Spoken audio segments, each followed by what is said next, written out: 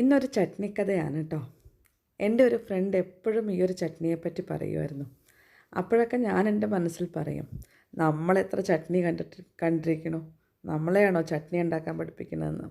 പക്ഷെ ഒരിക്കൽ ട്രൈ ചെയ്തപ്പോഴാണ് കേട്ടോ ഇത്ര ടേസ്റ്റ് ഉണ്ടെന്ന് മനസ്സിലായത്.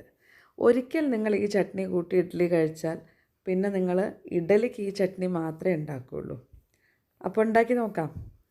മിക്സിയുടെ ജാറിൽ 1 കപ്പ് പൊട്ടുകടല, 2 കഷ്ണം ഇഞ്ചി, 1/4 കപ്പ് തേങ്ങ, 2 പച്ചമുളക്. ഇഞ്ചിയും പച്ചമുളകും ആഡ് ചെയ്യുന്നുണ്ട്. ഈ ചട്നിയിൽ എരിവ് കുറച്ച് മുന്നിട്ട് നിൽക്കണം, അപ്പോഴേ അതിൻ്റെ ശരിക്കുള്ള ടേസ്റ്റ് കിട്ടും.